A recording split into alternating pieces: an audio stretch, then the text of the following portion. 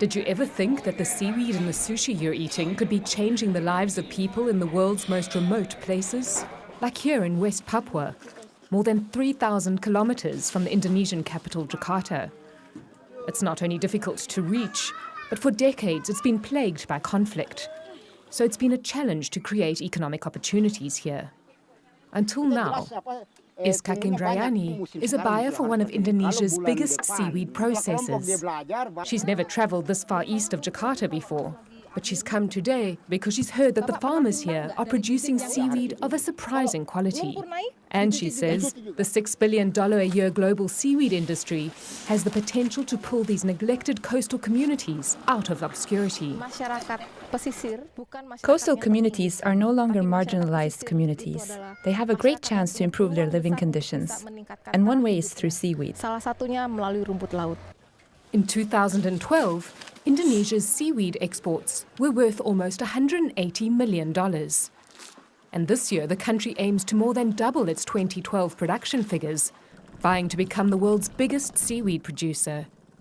So to source more high-quality seaweed, buyers like Iskak now have to travel further afield. Seaweed farmer Hassan Basri Hiremba finds it hard to believe that the buyer has come to them. I dreamed that one day the buyer would come, and thank God it has happened. I feel very proud because before it was just in my imagination that I would meet the buyer. One reason for Basri's surprise is that just 3 years ago, the people in this village knew nothing at all about seaweed.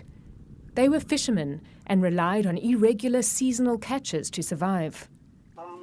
Then a government project, supported by the UN's International Fund for Agricultural Development, or IFAD, worked with the community to help them identify their problems and come up with their own solutions.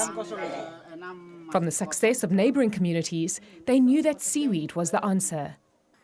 They elected Abdul Halik Golab to be trained in all aspects of seaweed production, and his job is to pass on this knowledge to the rest of the group. The change in their lives has been significant.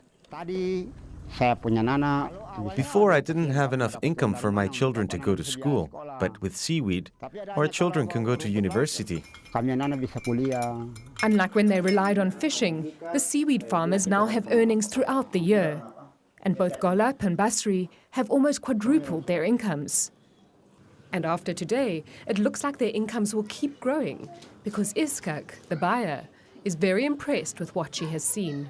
If the community welcomes our initiative to work together and they can produce enough seaweed from this area, we want to build a long relationship with them so they become a fixture of the company and the company can depend on them.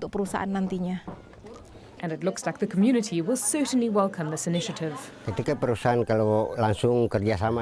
When the company has a direct collaboration with us, we can change the face of this village. We can build better houses. We can expand our planting areas to grow more. In fact, Basri is so convinced about the future of seaweed that he is already involving his whole family in the business. I'm hoping that if I teach my children about the planting of the seaweed, they can pass it on to their children. That's my goal.